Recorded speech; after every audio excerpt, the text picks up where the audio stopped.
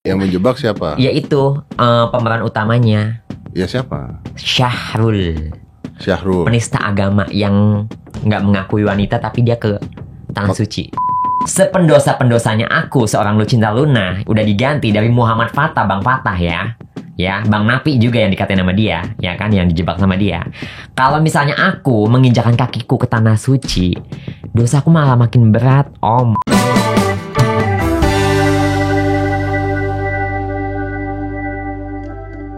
Suara Netizen Apa Kata Netizen membahas kasus permasalahan sosial terbaru dan viral. Lucinta Luna, dia penista agama. Tanda seru, dia yang jebak aku, Om. Buktinya sudah lengkap. Demikian disampaikan Lucinta Luna dalam podcast Close the Door bersama Deddy Corbuzier. Lucinta Luna meluapkan semua keluh kesahnya di depan Master Deddy Corbuzier mengenai seorang transgender juga. Lucinta Luna merasa dijebak oleh yang bersangkutan. Transgender tersebut adalah berinisial S atau dikenal dengan nama di media sosial dengan nama Mami Online, yang beberapa hari lalu sempat viral karena dia berada di Tanah Suci Mekah. Kamu harus tonton video lengkapnya di channel Close the Door bersama Deddy Corbuzier.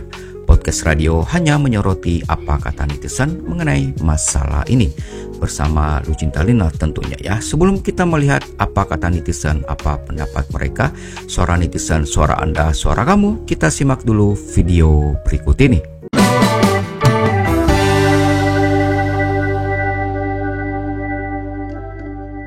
Yang menjebak aku adalah oknum datang tiba-tiba pada saat aku habis healing itu holiday yang menangkap. di Bali. Itu yang menangkap. Wah, yang menjebak aku. Yang menjebak siapa? Yaitu pemeran utamanya. Ya siapa? Syahrul. Penista agama yang nggak mengakui wanita tapi dia ke tanah suci. Oh, yang kemarin heboh di Yes. Mekah itu. Oke, yang apa IZ itu ya. Oke. Ini lu berani ngomong namanya nggak sebenarnya? Ya karena dia juga udah ngejebak aku. Itu buktinya udah konkret. Buktinya ada Silakan. Oke. Kalau kita bahas polisinya nanti dulu ya. Ya, oke, karena oknum nih ya. Oke. Setahu gua pada saat itu lu menggunakan Riklona. Yes, karena aku depresi. Oke, Riklona apakah beresep dokter? Ada resepnya pada saat itu aku mau disembuhkan sama almarhum kalau nggak salah ya di Tebet, Pak Dadang namanya. Ada resepnya? Ada. Oke. Aku udah ngasih ke oknum itu, tiba-tiba pas pada aku minta lagi resepnya udah nggak ada. Oke, jadi resepnya hilang ya. Yes. Oke, tapi ada resepnya. Ada. Dari seorang psikiater apa dari dokter? Dari dokternya langsung, profesor malah. Profesor Dokter Dadang. apa? Dokter Dadang. apa dia itu? Profesor Dadang yang ada di Tebet, aku dibawa sama manajer. Maksudnya dia tuh dokter apa? Dokter Penyembuhan depresi. Oke, berarti psikiater, psikolog. Yes. Psikiater, psikolog nggak boleh ngasih obat. Karena dokter umum pun sebenarnya nggak boleh ngasih obat kalau obat-obat seperti itu. Jadi gua nggak tahu nih dokter apa, tapi ada resep ya. Ada. Oke. Tapi ketemu Inex bener ya? Ketemu Inex dan itu bukan milik saya. Inex itu bukan milik lu. Bukan jadi milik Inex saya. itu ditaruh Di tong sampah. sama Oknum. Yes. Oke, oknum ini oknum polisi menurut lu? Aku hanya bisa membilangkan oknum. Nah, yang masuk ke dalam tempatnya siapa? Coba bisa dijelaskan biar lebih lengkap. Jadi waktu itu kan aku lagi di Kalimantan pas Imlek, terus aku disuruh pulang ke Jakarta. Aku tanya ada apa? Udah tenang aja, buktinya semua ada Apa nih. itu? Bukti apa? Bukti Dibacakan dia boleh membuat atau skenario. Dia tuh siapa? Si Sarul. Oke. Nah, si Sarul Jadi ini chat antara IZ ya dengan aku. Dengan lu, oke. Bilang Mami lagi atur strategi. Lihat nanti kejutan dari Mami. Take down dulu aja biar mereka happy di Bali dulu. Kasih bebas. Hahaha. Ketawa. Terus ini, kau dengar aja nanti bioskop Dendam ke Sumat. Apa sih, aku bilang buat penasaran. Ini udah waktunya. Sebelum kau dimasukin ke penjara, dia duluan Mami kirim. Terus ketawa. Sebelum kau dimasukin penjara, berarti dia mau masukin lu juga dong? Jadi gini, waktu itu kan kita kan lagi bersih teru. Nah, LL ini di hire sama salah satu manajer, dan yang ngelaporin aku tuh manajernya dia, bukan LL. Oh, jadi lu lagi ribut, manajer laporin lu, si orang ini belain lu seakan-akan. Belain aku, padahal dia juga punya masalah sama ini. Oke. Ini nih dia bilang kan dendam kesumat kan. Ya, oke. Dia bilang dendam kesumat. Aku bilang apa sih, penasaran. Aku bilang Neng katanya tuh. Akhirnya aku pulang ke Jakarta. Pas pulang ke Jakarta aku tanya apa sih kau mau ngapain? Terus dia bilang udah tenang aja. Itu tanggal 8 aku pulang ke Jakarta, kalau nggak salah tanggal 10. Kamu tanggal berapa? Aku kemana? Ketangkapnya Tanggal 11 Februari tanggal 11. 2020. Nah, tanggal 10 aku pulang. Itu malamnya kalau nggak salah dia telepon sama oknum, sama salah satu lagi Adam Denny yang ketangkap dimasukin sama Bang Ahmad Saroni. Ini yang kasus illegal akses. Oknum. Tahu nggak Adam Denny? Nah ini. Tahu. Nah jadi Adam Denny ini dia teleponan sama Adam Denny sama oknum. Jadi semuanya ditanya gimana ini Mi katanya untuk ngejeblosin si LL ini kalau kasusnya cuma reklona. Enggak, itu lo tahu dari mana? Aku ada di situ. Jadi pada saat merencanakan. Iya, aku ada di apartemennya dia. Oke. Di Kalibata. Di Kalibata. Jadi pada saat merencanakan penjebakan Lucinta Luna kasus narkoba itu, saat perencanaannya itu lu ada di sana. Ada di situ. Aku ada di situ. Rencana menjebak dia ada di sana. Semuanya ini makanya berani bersumpah nih. Berani bersumpah. Maka aku tanya Luna, dibuang tong sampah kan? Iya. Aku tahu semua karena dia teleponan. Terus dia biasa naruh reklonanya di mana Mi? Biasa sih di tempat permen, dia bilang. Tapi nggak apa-apa. Bila sebut ini nggak sih? Boleh. Nah, ineknya dibuang tempat sampah aja. Makanya pas di saat oknum polisi itu udah ada di basement, dia itu nyadap pergerakan LL itu. Oh dia udah on the way. Oh dia udah nih. Karena dia tahu alamat sampai unitnya itu dari cara dia pura-pura mau endorse LL. Jadi dapat nomor unit semuanya. Jadi oknum polisi itu sudah ada di basement nunggu LL datang. Jadi menurut kalian oknum polisi ini dibayar oleh IZ? Iya, karena aku saksi hidup dia transfer uang yang tapi sih LL dengar 30 juta. Yang aku saksi hidup aku ini ya udah aku kirim 10 juta kamu beli itu. Beli inek itu. Untuk ngejebak itu. Berapa biji Mi? Terserah mau 2 kayak mau 3 kayak terserah. Jadi benar-benar dia teleponan bertiga waktu itu. Ada Adam Denny, aku sebutin Adam Denny sama oknum sama si Sahrul ini. Gitu loh. Oke. Ya, makanya Adam aku Denny tahu kasus semuanya. yang lama dengan Syaroni itu ya. Ya, oke. Jadi pada saat itu akhirnya oknum polisinya masuk dan sebagainya, menemukan reklonanya, tahu tempatnya di mana gitu. Iya. Terus inexnya lu disuruh ngambil. Aku dipaksa dan dibilang katanya kalau aku nggak ngambil aku nggak kooperatif. Handphone aku aja aku mau nelpon manajer aku diambil sampai sekarang nggak dipulangin. Ya kan? Nah, Aku minta sidik jari aja nggak dibolehin. Pada saat pemeriksaan gimana? Ini kita sekarang kita lompat dulu, ntar kita bahas ini lagi ya. Pada saat pemeriksaan di polisi, oknum juga menurut lu? Oknum aja. Dan pada saat itu aku yang digiring aku sama mantan aku Abbas, sama adiknya mantan aku, sama adik iparnya mantan aku. Apakah ada tekanan dari oknum polisi pada saat BAP? Aku ditekan karena aku sendiri masuk ke ruangnya. Aku sebutin namanya boleh? Oknumnya. Terserah. Singkatan aja. IM. Ini oknum polisi nih ya? Yes. Dia menggertak. Ngaku nggak? Udah ngaku aja itu barang kamu. Susah amat. Pak, yang terhormat, saya nggak mau bilang sekarang sebelum layur saya datang. Udah ngaku aja. Kalau kamu ngaku kan enak, hukuman kamu bisa diringankan. Beres kan? Saya tetap mau nunggu lawyer saya. Terus? Ya udah, saya digertak kayak gitu. Mental saya hancur. Terus akhirnya lu ngaku? Enggak, aku nggak ngaku. Di BAP aku tetap berjuang dengan apapun yang di kondisi itu. Aku bukan memiliki barang seperti itu. Oke, berarti lu pada saat lu merasa ada tekanan dari oknum polisi tersebut, lu tetap tidak mengaku bahwa Inex itu punya lu? Karena bukan aku, dan aku menawarkan sidik jari. Susah amat sih. Semua empat korbannya ya, aku, Abbas, adiknya, sama adik iparnya, itu disuruh ngambil. Kita nggak mau lah, karena itu bukan barang milik aku. Kalau mau sidik jari, ayo. Susah amat sih. Gitu loh. Jadi akhirnya di pencatatan tersebut, apakah barang itu tertulis barang lu endingnya? Dan di P21 itu ya ini pencepatan ya. Kalau misalnya aku nggak mau ngaku, emang aku nggak ngaku, emang aku bukan punya aku. Demi Allah Rasulullah ya. Kalau sampai terjadi apa-apa, berarti tahulah intinya gitu. Ini aku berani bersumpah, aku minta keadilan. Bener-bener aku minta keadilan ya Om ya. Makanya pas tuh kita tektokan itu aku tuh udah sama-sama kode, tapi aku nggak berani karena aku masih ambigu. Aku masih pengen ngungkapin siapa sih gitu loh. Karena sekarang aku udah berani speak up. Oke. Nah, pas mau P21 si IM itu datang lagi ya. BAP aku yang pertama itu yang aku udah ngakuin semuanya yang sesuai dengan kondisi aku ya. Yang sebenarnya ya. Yang sebenarnya pada saat aku pulang dari Bali gitu, ya kan? Itu nggak ada gunanya dan dia bikin BAP ulang.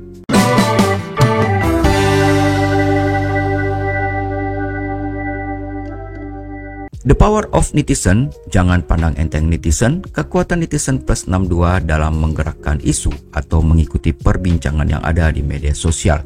Tidak perlu diragukan lagi, banyak peristiwa besar dalam negeri ini yang berhasil dibongkar, dikuliti, dibuka, dan berakhir dengan gemilang. Tonton video lengkapnya di channel Close the Door Master Deddy Corbuzier. Baik, saatnya kita lihat apa kata netizen plus 62. Suara netizen, apa kata netizen?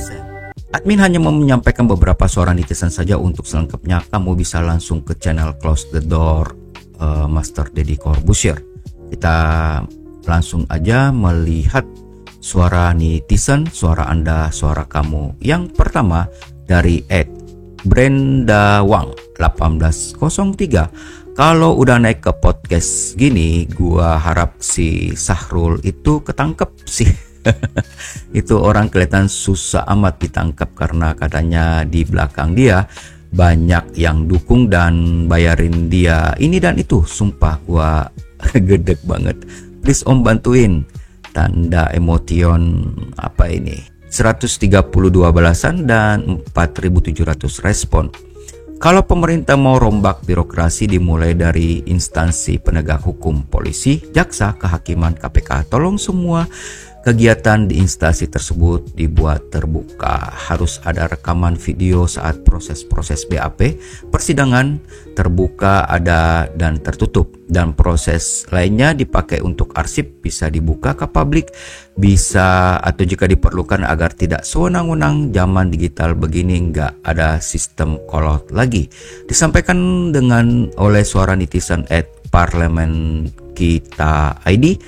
Mendapat 1.200 respon dan 28 balasan. Respect, salut sama Lucinta Luna. Kali ini saya dukung, tolong ditindak lanjutin Pak Kapolri, itu anak buahnya jangan dibiarkan gitu aja Pak, please. Dari suara netizen Gata Nurjana 2781 mendapat 6 balasan dan respon 782 orang. Berikutnya dari suara netizen Ayu Andira. Waktu kejadian di Makassar, iparku hampir mati dihajar sama oknum polisi. Disuruh mengaku apa yang dia perbuat. Padahal dia bukan pelakunya. Malah dia disuruh tanda tangan. Akhirnya dia tanda tangan, kalau tidak dia akan dihajar. Tolong Pak Presiden Prabowo, hukuman Indonesia harus ditegakkan. Mendapat 2 balasan dan 115 respon. Dari suara netizen Ting My Hand, ini baru trans yang gua respect. Memandang agama dengan hormat, semua kasusnya cepat selesai. Semoga kasusnya cepat selesai dan Tuhan berikan kekuatan mental dan energi untuk Lucinta Luna and Friend. Mendapat 9 balasan, 632 respon. Dari suara netizen @Reni Parik KH 4503, kalau sudah kesini semoga si Syahrul benar-benar dilanjutin ya. Soalnya dia benar-benar berani menyepelekan, menghina dan menista agama. Semoga segera dinaikkan kasusnya. Amin. 337 respon dan mendapat 2 balasan. Oknum ya, ini teman gue yang cerita dan pernah dikasih tahu juga, dan gue kira teman gue lagi ngarang cerita dan bohong soal penjebakan masalah barang haram. Ternyata real, ada yang modelan oknum yang sering menjebak. Padahal teman gue waktu itu cerita di bawah tahun 2020 katanya Katanya sih menjebak kayak gitu tuh supaya bisa naik jabatan. Dan benar apa yang dibilang Lucinta Luna, dia kan nggak mau pegang, dan teman gue juga bilang itu loh, misalnya kalau dijebak gitu sama oknum, usahain jangan memegang tuh barang karena nanti bisa terdeteksi sidik jari gitu ya. Itu yang diceritakan si Lucinta Luna, persis sama yang diceritakan teman gue. Ternyata real life juga ada. Sejahat itukah manusia berebut duniawi? Kebetulan teman gue circle-nya emang anak-anak motor dulunya. Pasti adalah kasus atau dengar teman-temannya yang lain kasus modelan kayak gitu. Gue sih hanya sharing saja, kalau nggak merasa jangan sekali lagi megang sidik jari, bisa kedetek. Tapi kalau udah ada tekanan, ya mungkin kasusnya kayak Lucinta Luna, padahal dia lumayan banyak duit dan pakai lawyer tapi bisa kalah. Apalagi rakyat biasa. Mendapat 3 balasan dan 38 respon. Wow. Kamu juga bisa tulis di kolom komentar ya jika mempunyai kasus seperti ini ya guys. Dan berikutnya dari @invasionvioloid 4167.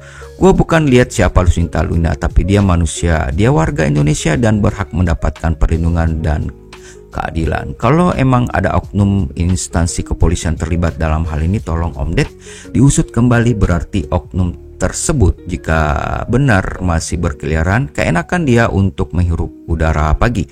Keadilan tetap ditegakkan, dan si waria yang ke Tanah Suci kenapa tidak ditindak? Penistaan agama seperti apa yang harus polisi tegas?